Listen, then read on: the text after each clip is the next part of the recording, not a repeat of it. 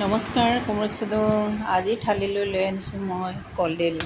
এয়া মই কলডিল 3 ঘণ্টাৰ আগতে নিমখ পানীত ভিজাই থৈছিলোঁ। এটা কলডিল 4 ফালকৈ কাটি ইয়াতে মই কুকাৰত আকৌ বইল কৰিম নিমখ অলপ দি। ইয়াৰ লগত দিছোঁ গুটি আলু কেইটামান। ইয়াতে মই কুকাৰটো হুইচেল মাৰিব দিম, 4বাৰমান হুইচেল মাৰিব দিম। তাৰপিছত মই এইফালে চাটনিৰ কাৰণে বনাই আছোঁ নহৰু, শুকান জ্বলা, কেঁচা জ্বলা লগত আদা দি কিনি মই এতিয়া খুন্দনাত পিচিম। তাৰপিছত মই এইফালে কুকাৰত বইল কৰাখিনি হৈ গ'ল। এয়া মই কলডিলখিনি ওলাই ল'ম এতিয়া। এয়া মোৰ বাৰীৰে কলডিল, কাঁচকলৰ হয়। এইটো যদি আপোনালোকেও খাই চাব আৰু মোক কমেণ্ট দিব, লাইক কৰিব আৰু ফ'ল' কৰি দিব। এয়া মই চাটনিখিনি লগাই দিছোঁ।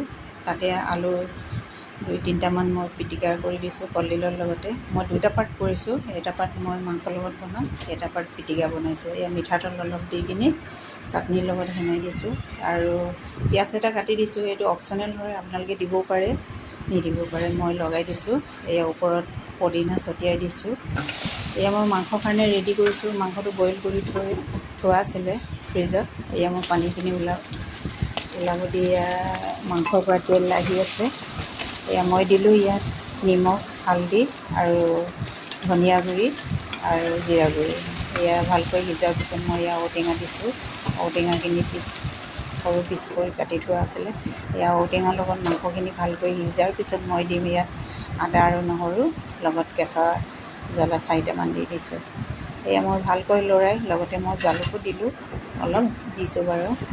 এয়া টেঙা চব্জিত জালুক নিদিলে ভাল নালাগে, সেইকাৰণে ধুনীয়াকৈ লৰাই এতিয়া সিজিয়ে গ'ল। মানে কলডিলটো বইল কৰা আছিলে যে, সেইকাৰণে ধুনীয়াকৈ সিজি গ'ল। মই এইফালে ভাতৰ থালি ৰেডি কৰি আছোঁ। এয়া দিলোঁ ভাত। আজি অলপ ডাঙৰ বাতিত লৈছোঁ ভাত। এয়া চাটনি লগাই দিছোঁ। এইফালে আলু বইল, এয়া আৰু কলডিলৰ লগত মাংস ঔটেঙা দি, এইফালে পিটিকা, কলডিলৰ পিটিকা। সেয়াই মোৰ আজি কলডিলৰ ৰেচিপি। আপোনালোকে কেনেকুৱা লাগিলে লাইক কৰিব, কমেণ্ট দিব মোৰ থালিটো। আৰু এনেকৈ মই এইফালে লগত দিলোঁ তিতা ভেকুৰী, ঘৰতে লাগি আছিলে বইল কৰি। আপোনালোকক জোল কৰি দেখুৱাইছোঁ মই। ইমান ধুনীয়া লাগিছে নহয় খাই, পিটিকাটো বেছি মজা লাগিছে। এনেকৈ খাই চাব আৰু মোক কমেণ্ট দিব, লাইক কৰিব। এনেকুৱা নতুন নতুন ভিডিঅ' লৈ আনিম আপোনালোকলৈ।